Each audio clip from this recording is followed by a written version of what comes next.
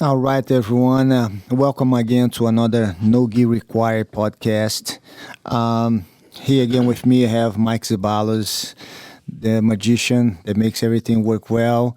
And my right hand, left foot, my brother, Jay Zabalos. As a guest today, I have someone which we met a lot of years ago before everything started on his life, basically. I have here with me somebody that is well known by something that he does, which we're going to go through. So amazing because it's very personal, very unique, and rare, which is very challenging in life today, finding rare things and real things. AG, how are you, sir? The Toehold, right? The flip flops that everyone wants to have, but very few are lucky to. Master JeanJacquesMachado. It's such an honor to be here. I can't believe I'm sitting next to you. I'm a fan in shock. Man, trust me. I think, and my belief is, all of us in life do have something that we do better than anybody.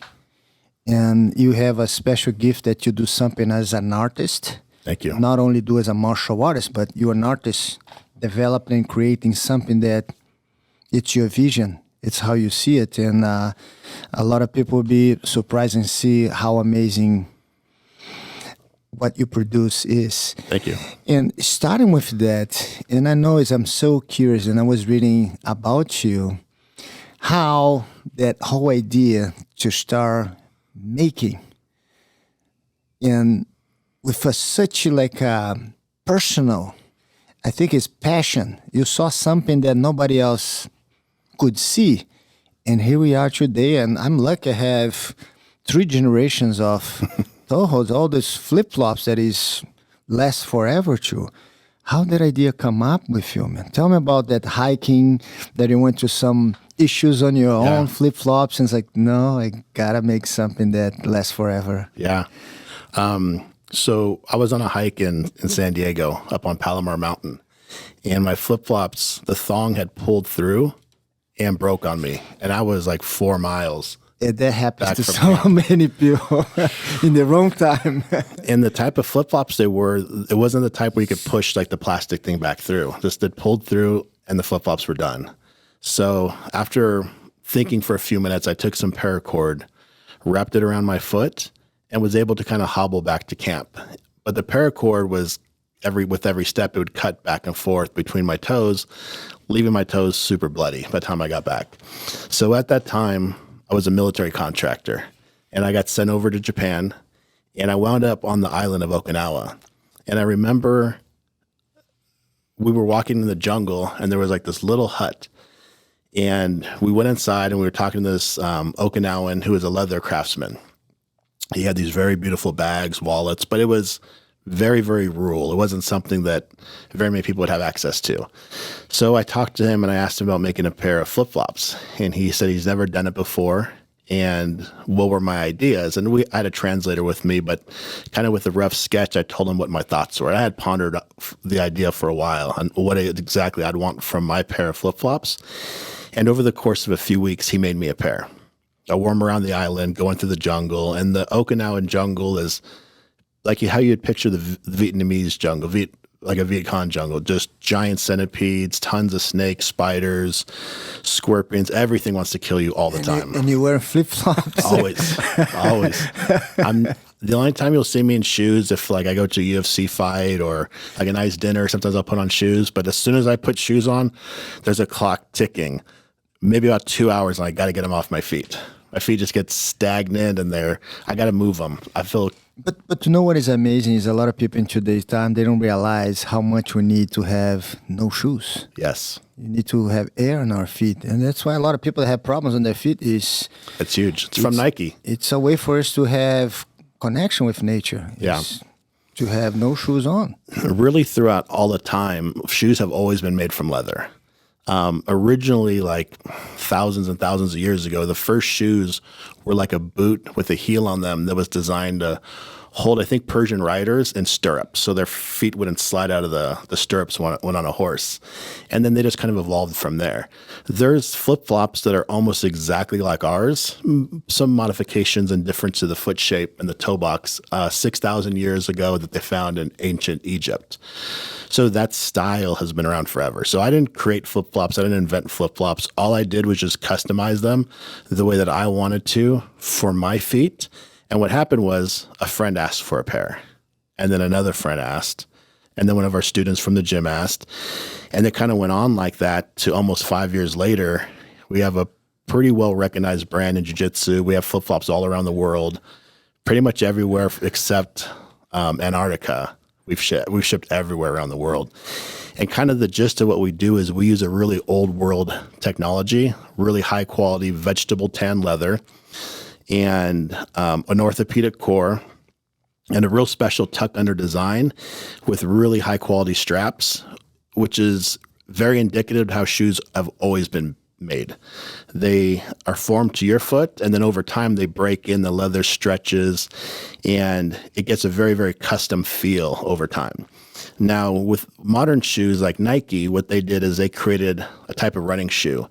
And that style of like it's the synthetic plastic shoe with the big air cushion on the bottom, they're really cool for some sports, and they're really cool for style. But they're not very functional with how the human foot is designed to work. They make you strike heel first, where you should be landing almost on the balls of your feet, or landing on the balls and the heels almost simultaneously with the ball touching first. If you watch how a kid runs, like a baby, not a baby, but like a 1 or 2 year old, you'll see they always run like on the balls, their foot leaning forward. And then we start hobbling their foot and putting it in this cast. And then over the years, their foot strength, the dexterity, the ligaments, all that stuff starts to atrophy within the shoe. A lot of people don't realize, I have a back pain. It's from your feet. Exactly. Yeah, everything comes from your feet. But so what we do is we just created them. They're completely flat. There's no arch because your foot doesn't need an arch support. Just like your neck doesn't need a neck support. You don't wear a neck brace throughout the day. The muscles in your neck hold your neck up. The muscles, the tendons, the ligaments in your feet hold your foot the way they are. Now, granted, our feet have become so atrophied over the years, it's hard for a lot of people. So your foot should just be on a relatively flat-ish surface. And then the muscles, the tendons, the ligaments is what hold your feet up. And if your feet are weak, you're going to have problems with that at first. Exactly. And then constantly the muscle work in the proper way to make sure it's no pain. It's funny you mention about Japan because one of our students, and it was even last night, he showed up with his flip-flops, which is made with wood. Yeah. Oh, wow. It's the real Japanese guy. It is flat. Yeah. That's amazing. How did the bottom look? Man, it's the funny thing is when I try to walk with, he goes like clack, clack, clack. When he walks, no sound. Interesting. And I'm not sure, but I know on the bottom you don't have rubber, you don't have anything. It's literally wood. Yeah. But it's incredible. He's been using that since he was, I guess, a little kid. But the way he walks is so different than the way I walk. Right.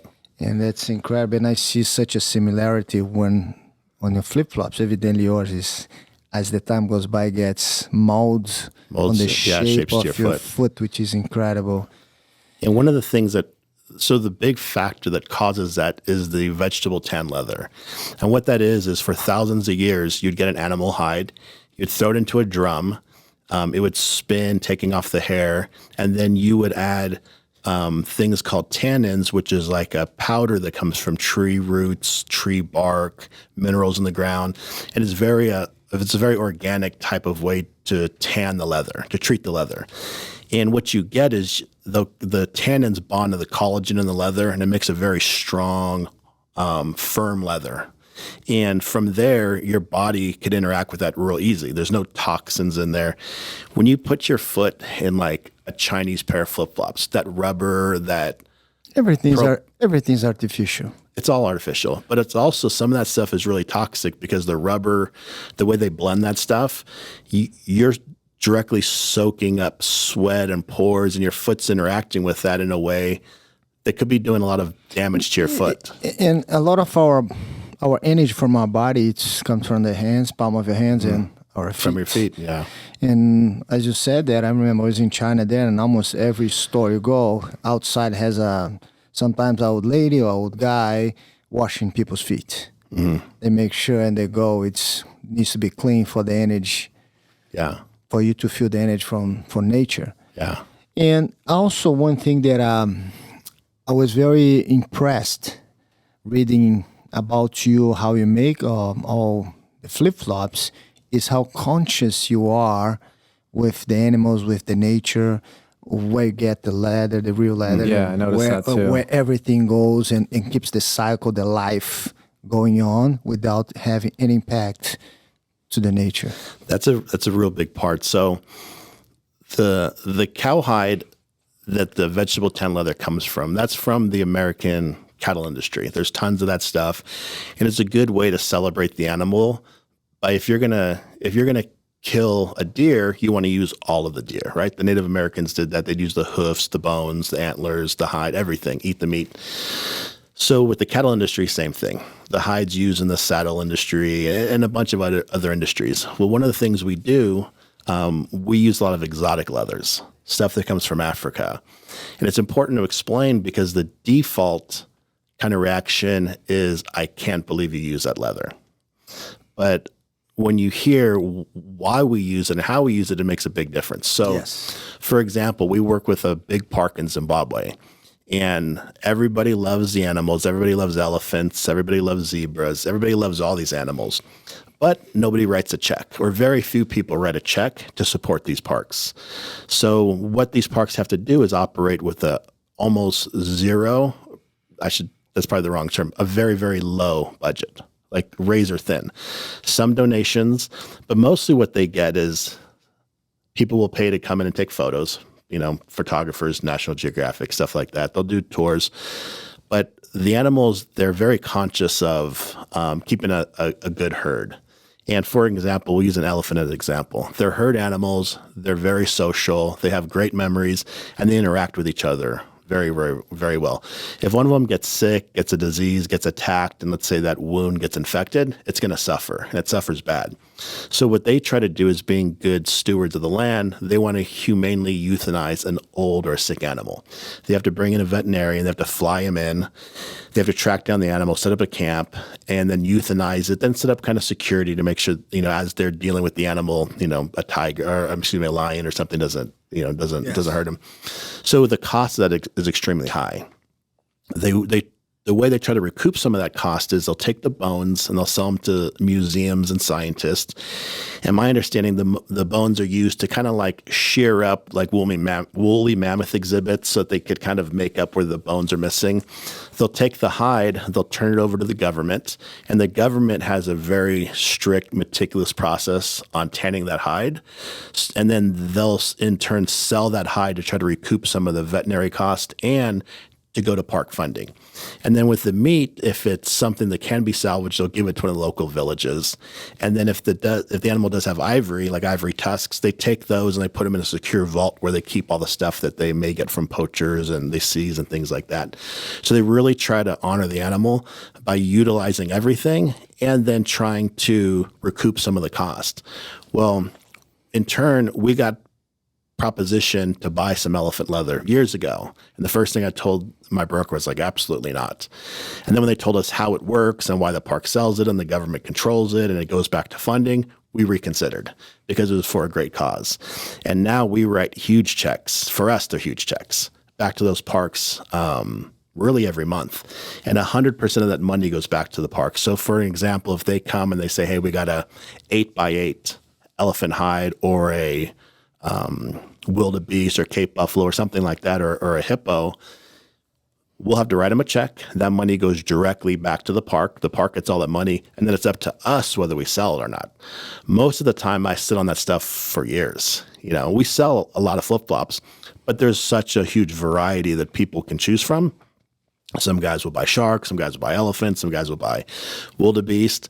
So we have to put all the money up front. And then next time they ask if we want to buy some more, I'll still have some of the old stuff. I'll say yes, because it's for a good cause. It's amazing too, because unfortunately not every business has that conscience that you have to keep the life cycle going on and evidently help all the local people. And as you explained, the way they do things, it's incredible because you're not taking anything, you're actually putting back everything and making such a quality flip-flops. I don't know, all of the ones that I have from you still lasting, and I'm sure it's going to last forever. And that's another thing is the kind of energy you get from those. And it's something that it's only if you have one, you understand what I'm talking about. Mm-hmm. Yeah, and the flip-flops, we kind of start off by saying they're not for everybody. They're expensive. They're handmade.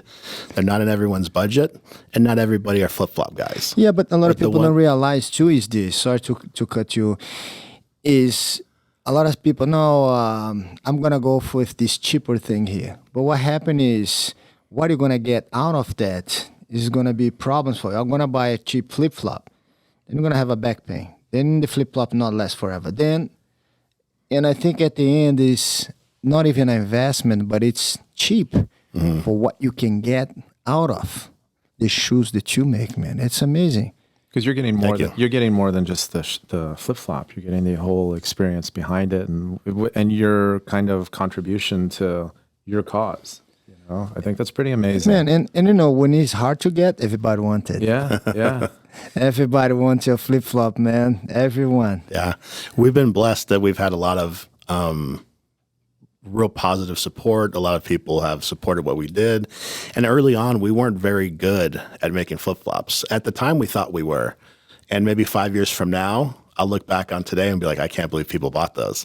But our goal is just like jiu-jitsu, to get 1% better every single day. And it's a learning process constantly. And you're so humble in a way that I can tell the flip-flops are just getting better and better. And the amazing thing is that personal. Customizable, absolutely. One of the things I love it and happened here, I have some flip-flops like everybody else. And at the end of the class, somebody took at mine because they all look the same. Yeah. Common story. Until I got my Toehold. Then when that happened, everyone, oh, that's the master flip-flop. Don't touch that one. And mine have my name on it too, so yeah, no one's touching mine. Thank you for those guys. And beautiful. Look at this. Thank you. So the flip-flops can represent your rank, your school, something you're into, a hobby you like. We could really customize them and make them suit your personal I think of flip-flops represent people's soul. Because how they ask you to make it, the design, it has a lot to do with the person, man. It's their soul and right on their feet. And we can entirely handcraft them in Las Vegas. We have a 3-car garage, turned it into a shop, and day and night we're making flip-flops constantly. And I saw the videos, and evidently everybody that's listening to us is going to be able to access and see everything that's done behind the scenes. It's an incredible dedication and work, and what a difference from a few years ago and now in terms of how big you are today compared to 5 years ago. How was that? Because we met each other some time ago, and you asked me, hey, do you remember me? Evidently, I remember most of my students. On the early days, I have classes that, because of the distance where I lived, I used to be late or showing up on the evening class. That was the reality at the beginning of our school. But how was that experience of you getting involved in martial art, any specific jiu-jitsu? How that happened? How did you end up in my school? So my coach knows this, but not a lot of people know when I took my first class. My very first class was in 1990. I was about 13 years old, and my brother was a professional skateboarder in San Diego. That's where we're from, Oceanside. And he's 6 years older than me, right? So his friend Jerry was like 2 years older than him. So maybe he's 20 years old. I'm 13. And he ran into this guy named Nelson Montero. I know Nelson comes from the same schools that I did come in Brazil, the Gracie Barra. Yeah. And he had the school in his garage on the beginning. I've been to that school. But jiu-jitsu then was nothing like it is now. We didn't even know I was a kid. I didn't know anything. I didn't know what I liked. I knew nothing. But my brother's friend Jerry met him, I think, surfing or something in Encinitas, and he would go to his garage and he would, do a class here and there. It wasn't like a normal program, but you'd go and you'd do a class. So he would come back and he would show me this arm bar, and I was like, that's awesome. And growing up in Oceanside, it was like a tough neighborhood. We all fought each other, and and I was much younger, and all the older kids, I was at the beginning of being a teenager, and all the guys I hung out with were like 18 years old. So I always got beaten up, right? So I wanted to learn like this arm bar, and I learned like a thing was called a mata leon, right? The rear naked choke. And then he started tagging me along to Nelson's, and we'd pay $10, $20, whatever we had. I remember teaching privates for $20 an hour class. That was the early days. And there was I knew a triangle, Mata Leon. That's a rear naked choke, correct? Am I remembering that correctly? Yeah. And a triangle armbar and a rear naked choke. In the early days too, is most of the class in the jiu-jitsu schools that were open at that particular time was a very basic techniques. From mounting, little past the guard, and armbar sweep, and back choke, and control. The classes were not advanced as today time. It was I remember teaching classes, man, 5 techniques forever. Yeah, and you're exactly correct. And to this day, my jiu-jitsu still that 5 techniques. That's all I got years later. But so we would go, and then he opened up a gym, and it was never anything that we would go on a regular, maybe once a week if we could afford it. We were poor kids. And then I remember my mom got a house in Carlsbad, which is not far from Encinitas, and I was able to go. And then when the UFC started, it made it more popular. And at that time, he gave me a blue belt right when the UFC started, because I was one of the better guys in that class with the new wave of all these young guys. And I had that blue belt for like 20 years.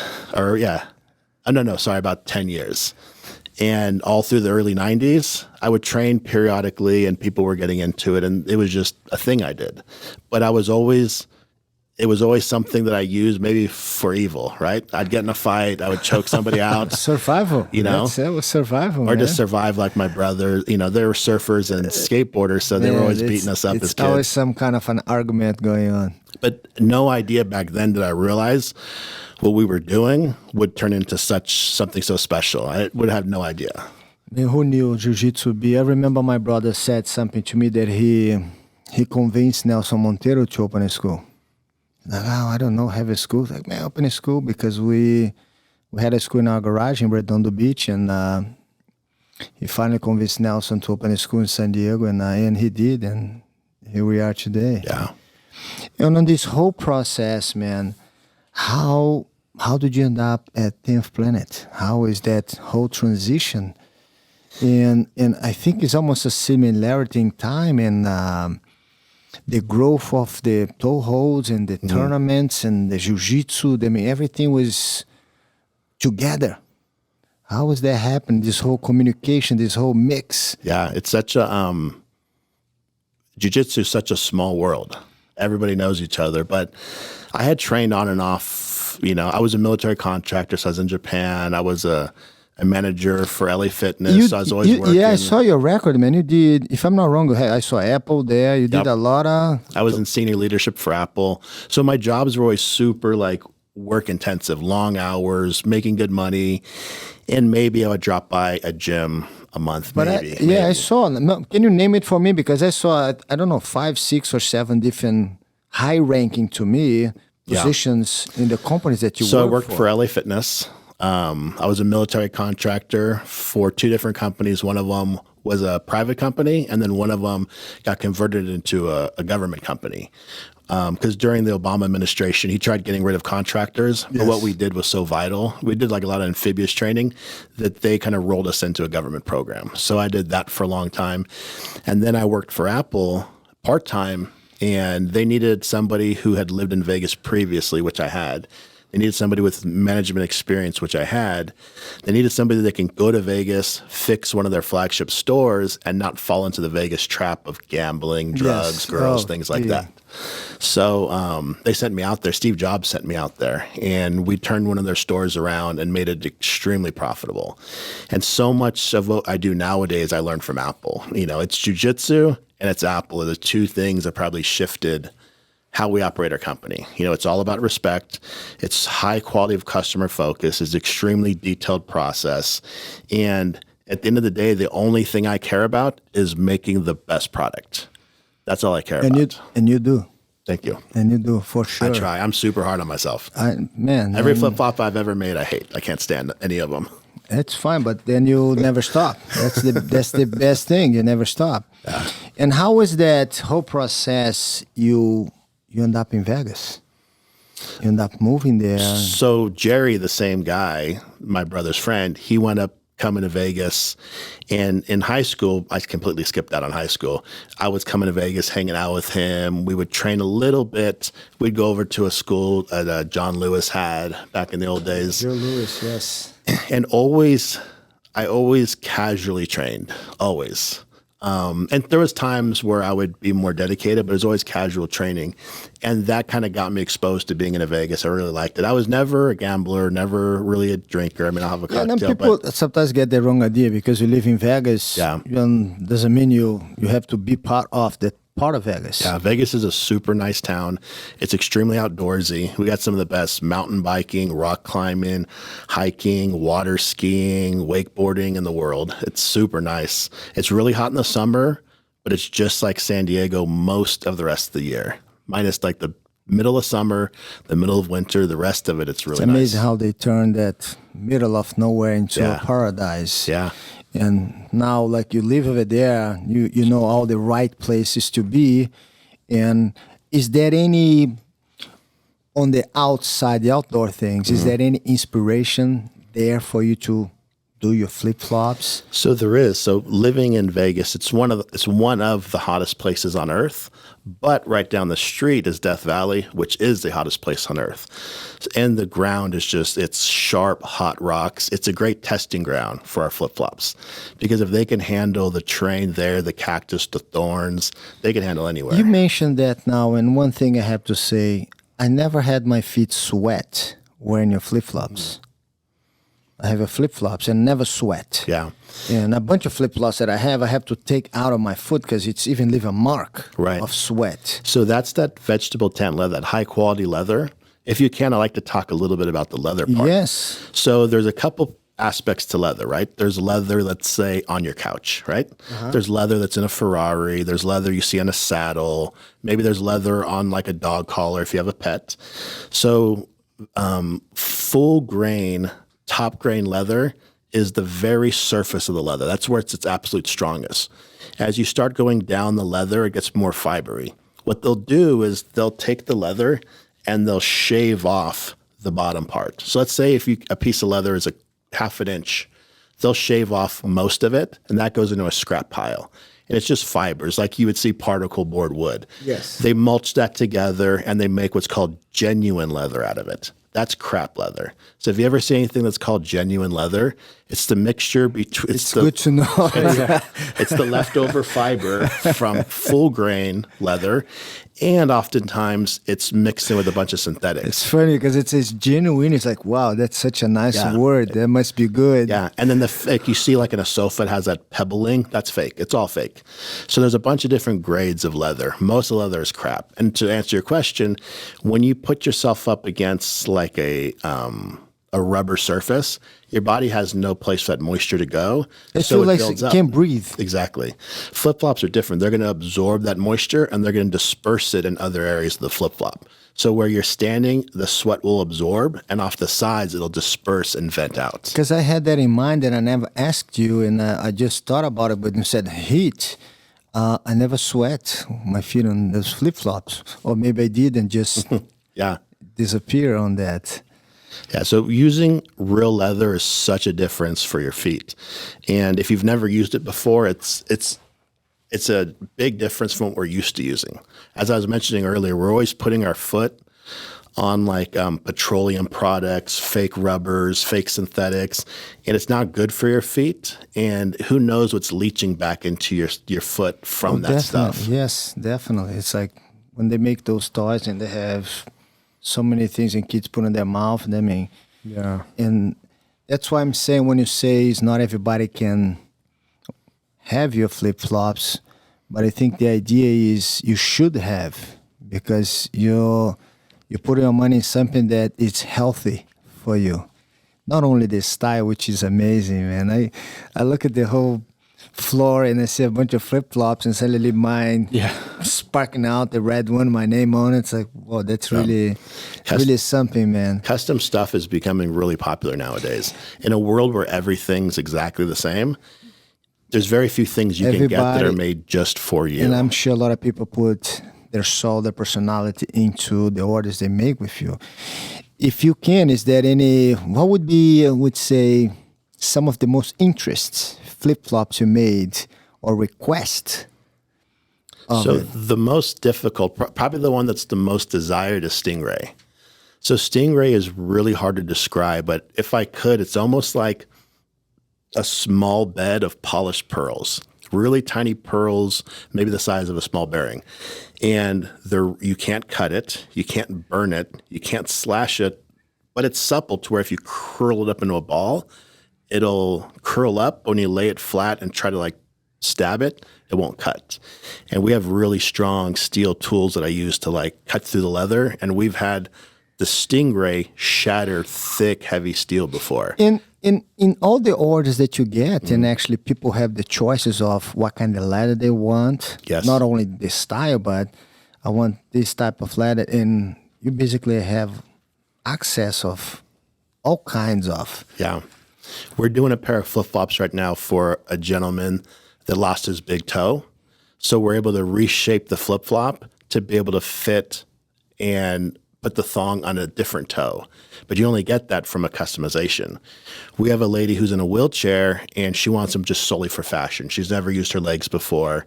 She's been in a wheelchair and she wants them just simply because she wants something that fits her feet. She can't find anything that fits her feet. They're different sizes. They're shaped differently. And what we do is you go to the website, you order a size 10, right? I don't pay any attention to that. I'm going to shoot you an email. I'm going to get measurements of your feet. I'm going to have you take a ruler, put them next to your feet. That way I get a good indication for what your foot looks like. And then we make the flip-flop based on how it should fit. So flip-flops should always be a little bit bigger. People tend to buy them in the store. They have different too size small. foot sometimes. Exactly. One will be shorter, one will be wider.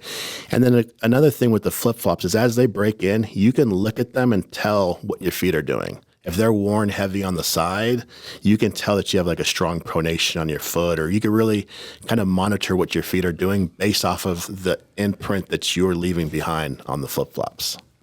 And I remember the amazing thing to me is, did you ever dream, did you ever thought you would be so involved in a touch with something that it's, because I noticed too, and I have to say in all the flip-flops that you make, it's such with a good care, with such a good passion to make to the art that also has your signature in every single pair. Did you ever thought you're going to be coming from so many different high-rank work, military, and Apple? Suddenly, man, I love to do those flip-flops. That was my question. Like, was it inspired because of what happened to your foot? It was, yeah. So it was just when the flip-flops broke, and I met that craftsman in the jungle of Japan, he made a flip-flop for me. I didn't have the leather skills, so I kind of told him what my ideas were. He made something similar. I wore them. I loved them. I wanted to get them remade again by him, but going back to the jungle, it's impossible to get back to Japan and fly down to Okinawa. It's just super expensive. So at one day, I just set out to do it myself, and I spent thousands of dollars just completely trying to make my own flip-flops. Never wanted to start a business. I never wanted to start a business.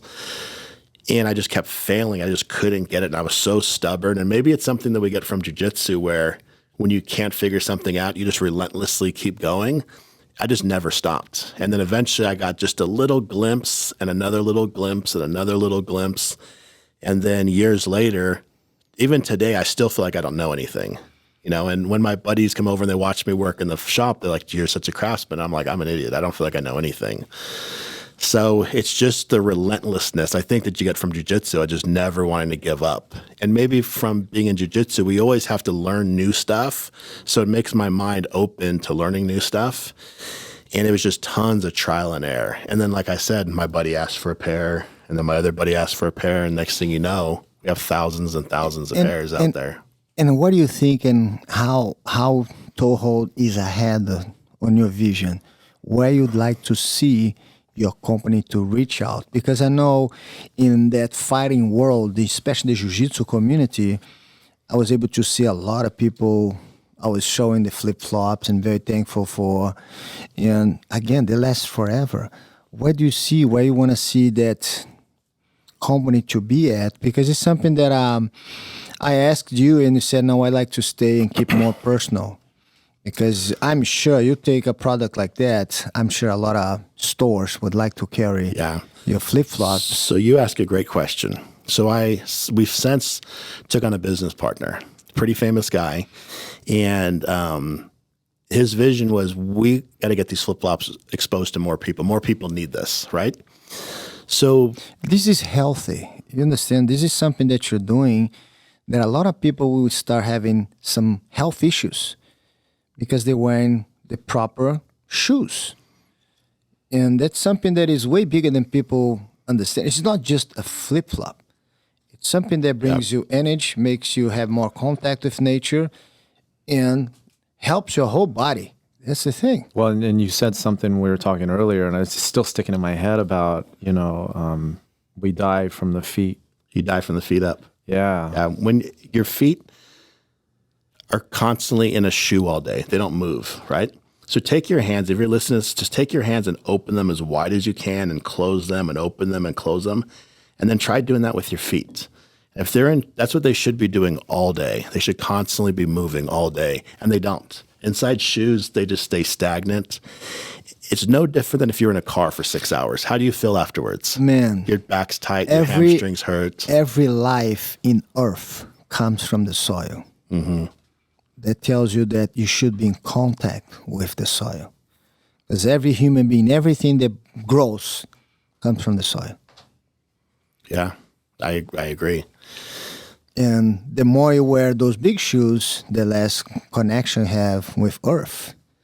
And there we go. A lot of people don't realize how important it is to have your feet up, your feet without anything surrounded. So maybe I didn't answer your question. I'm sorry. No. You asked, where do I see us going? So our business partner, Brian Callen, he seen what we were doing, and he's had bad feet for a long time. And he got a pair of our flip-flops, and he was like, dude, he's like, there's something about these. I don't know what it is. He's like, I can't articulate it. I don't got the words for it. He's like, but my feet feel different. He's like, they're still hurt, but I've only had the flip-flops for a few weeks. But he's like, I notice the difference. He's like, I notice them getting better. So he wanted to bring this to more people, just grow our social media and just let more people know about it. And like I said, we're not for everybody, but the people who need this and want this, we want to be there for him. So my goal right now is to make the best flip-flops in the world. My goal 5 years from now is to make the best flip-flops in the world. And my goal 10 years from now is to make the best flip-flops in the world. And that's the only thing I care about. And if you're not there yet on your vision, you're pretty damn close. Yeah. Thank you. For sure. Thank you. To me, I feel like I don't know anything. Every day I experiment with something brand new. The flip-flops I have on today, I made them yesterday. They have cork in them just to test it. But this is the vision of an artist. This is the vision of someone who wants to improve. The way you see things is different than the way we see things. You already see things way ahead of us in this specific point here, the flip-flops. You're way ahead of every single person. That's why you make such a criticism on yourself. Because I already know this. I already saw this. But I want to see, what about that one? What about this one? I mean, you're already seeing way ahead the leather, the shape, the kind of thickness. And this is amazing. And also, when people make the orders, do you get anything from their orders also like, that was a different order that also help me into other things to make flip-flops also this way? Quite a bit, like I had mentioned with the gentleman who's missing his big toe and some of the foot problems people have. It lets me I've always made flip-flops that I've liked. But over the years, it's made me kind of make flip-flops that other people will need based off of things their feet are doing, things that I've noticed with feet, things that just are important. Really strong anti-slip tread. We use a really high-quality Vibram tread. Everything on our flip-flops is made in America. All the components are really, really high quality. And so some of the leather manufacturers, like the guys who make the leather we use, when I first started, they wouldn't even sell it to me because they wanted to make sure their stuff was used by the highest craftsmen available. I like the fact that you said made in America.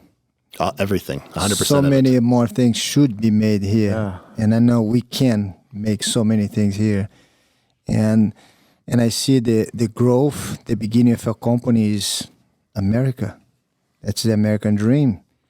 And I'm right here having you just teaching me so much about the vision that you had, the business, and evidently the incredible part of having the jiu-jitsu, being part of that and the growth. I think the experience that you had. I think also the friends that you made. And going back to the question, how did you end up at 10th Planet? How was that happen? So I think what you just said applies more to you than me. So without Jean-Jacques, we wouldn't have the jiu-jitsu that I use to apply to my flip-flops. So a lot of this comes from you. If you wouldn't have brought what you brought to us and taught us what you taught us, I wouldn't be where I was. I'd probably be in prison or something if it wasn't, if it wasn't for the lessons that you taught us and the people like Eddie Bravo that taught my coach, that teaches me on the daily basis. Coach Casey Halstead in Las Vegas, one of the best coaches ever. Man, we just had him last week, and incredible guy. Oh yes, it is. Yes, incredible guy. He's he's something else, man. When he came to Vegas, I had already. You were already there before. I was already in Vegas, yeah. So he had moved out there, was setting up the gym, and within the first week of him opening up the gym, we got in contact. I told him I wanted to start training again. I told him I was fat and old and wanted to get back in shape. And I didn't realize how much jiu-jitsu changed over the last few years, where people were rolling for leg locks and I didn't understand what was happening. It was literally like leaving school in the 70s, doing math and coming back to like calculus. And I was so confused and just still doing my like 4 or 5 moves. But I think that's just the way, so been there 6 years now. Got a brown belt from him. Worst brown belt there ever was. I think he just gave it to me out of sympathy, just because I've been around for so long. See how that tells you how much quality is in your product, because you've so hard on yourself to make the best of the best in what you do. And this is, but I really am the worst brown belt. This is a quality. The way you push yourself and you see things. That's something that not many people have it. And since you brought it up, I just wanted to ask really quick. Again, talking before we started rolling, you mentioned that physics is kind of your thing. I am a nerd for physics. Where did that come from? From diving.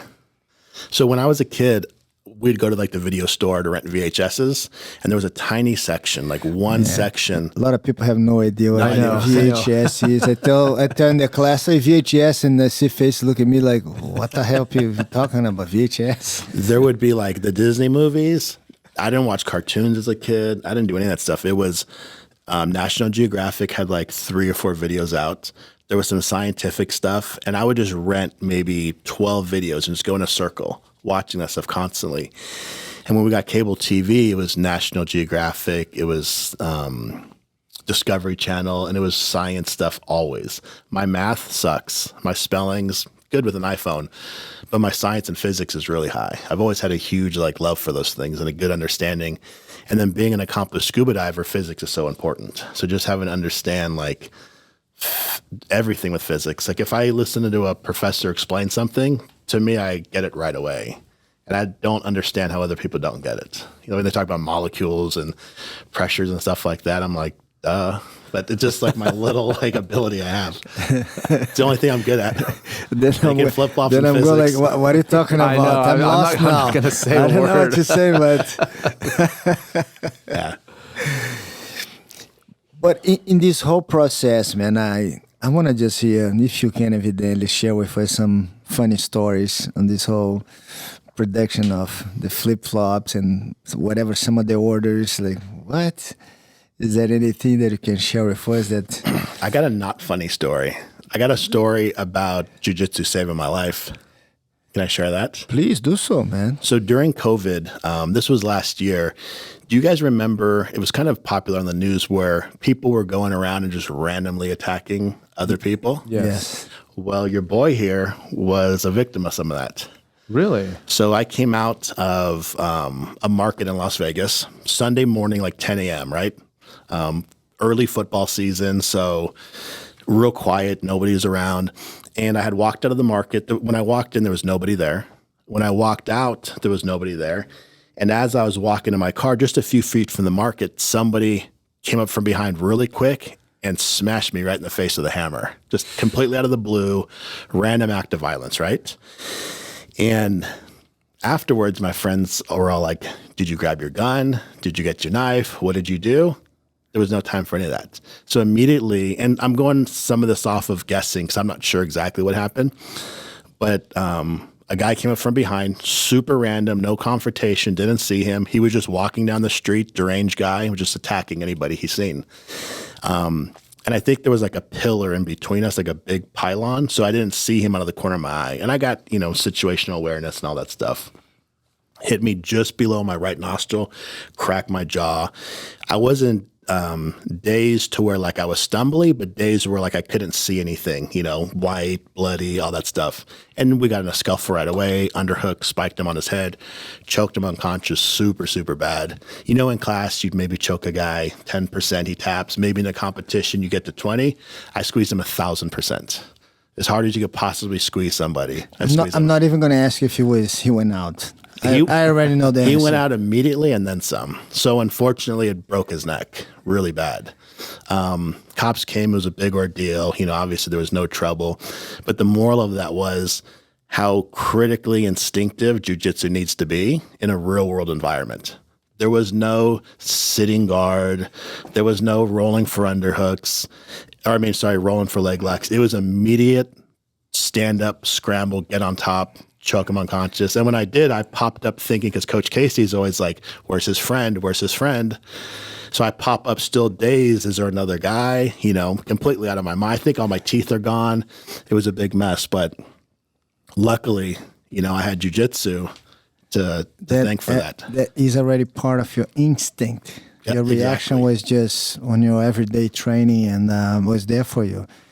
And man, that's a pretty good story. And but looking at that story, I'm so glad that it was me and not my mom, someone's daughter, Absolutely. A girl, a dude who doesn't know how to fight.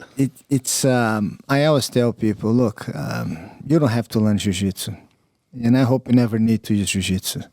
But if you need to, you better know some jiu-jitsu. And cases like that just unfortunately happen now more often than ever in this present time that we're going through. And I always have that question here. It's so interesting for me to see in different areas also the connection that especially you have with jiu-jitsu as part of the challenges and overcome. You train jiu-jitsu, get choked, then you go back in class and do it again. You're never giving up. Based on that is, who is AG? Who are you? I don't know. I have no idea.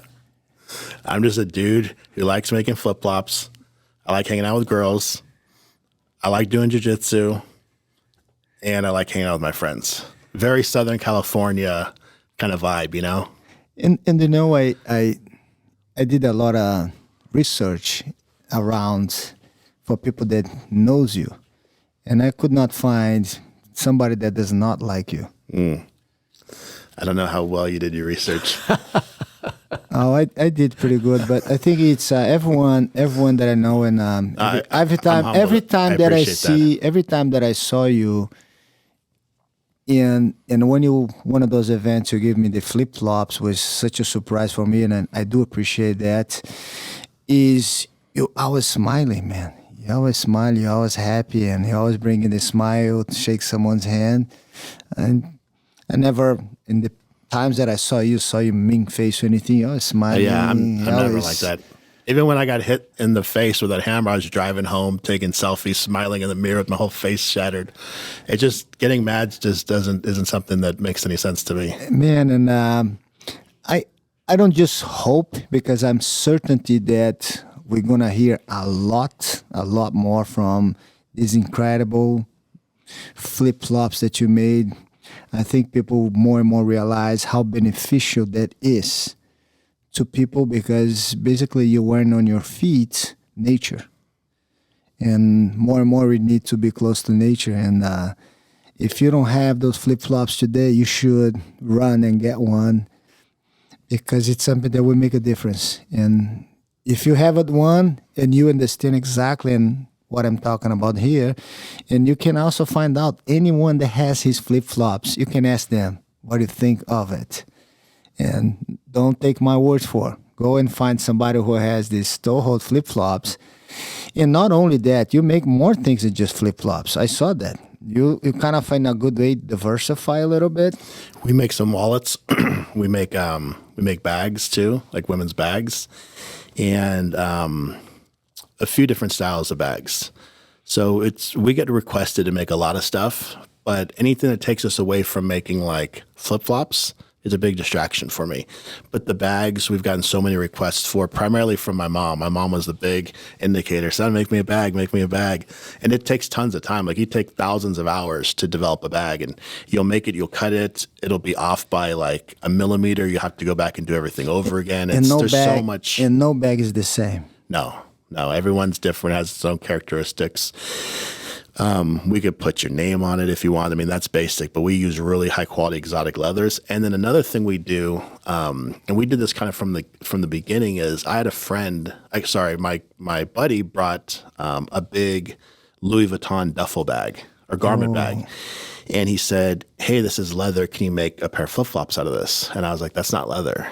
And he's like, it's not. And I was like, the trim of a Louis Vuitton bag, like the beige area, that's leather.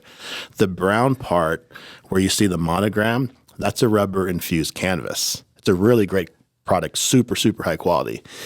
And so we cut it up and we made some flip-flops out of that, and I was like, oh my God, am I invading on Louis Vuitton's territory? But they don't make flip-flops. And a lot of people cut up like their old bags and do stuff with it, and make earrings and all kinds of stuff. Yes. So we did it, and we realized that's the most durable pair of flip-flops we make, is the Louis Vuitton ones, because that canvas that they have is virtually indestructible.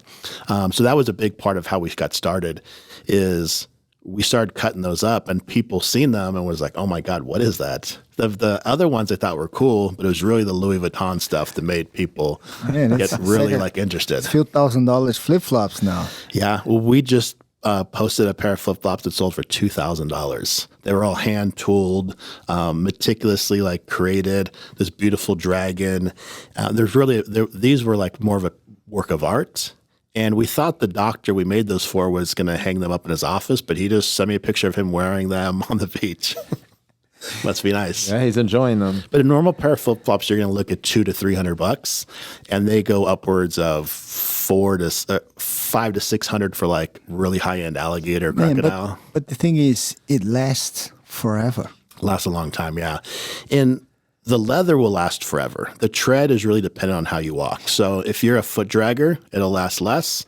If you walk normal, it'll last years. But you could always send your flip-flops back in, and we could put new tread on them.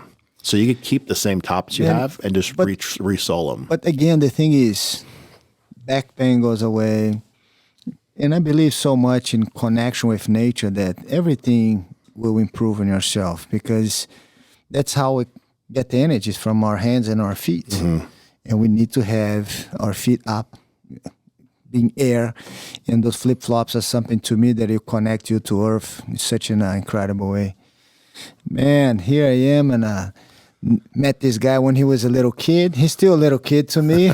I'm a little older than you guys. I mean, it's been 20 years. Yeah, it's not even high so school. humbling being on your podcast. Well, man, look, what an incredible new gym you have too. thank you for you being here. And I think it's every person that comes here has such an incredible story to tell.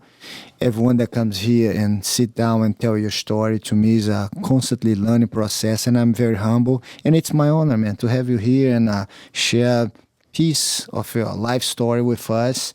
The success of one failing hiking flip-flops turn out to be such an incredible piece of work, and I think has such a similarity with what we do jiu-jitsu, because this is an art. You're expressing something from your heart and every person's feet. And I love the jiu-jitsu solves everything. I like that. Oh, because it's our logo on the flip-flops. Jiu-jitsu solves everything. Thank you very much, AG. Thank you, guys. And I man, really appreciate this. Thanks for all those flip-flops. And any of your listeners want a discount, just tell them to shoot me a message on Instagram, and we'll put together some special rate for you guys as listeners. And yes, and I'm sure you're gonna get a lot of orders. But I want people to know the difference. It's not just the flip-flop. Toehold is the flip-flop. That's the thing. Thank you very much, AJ. Man, thank you. Thank you. Thank you.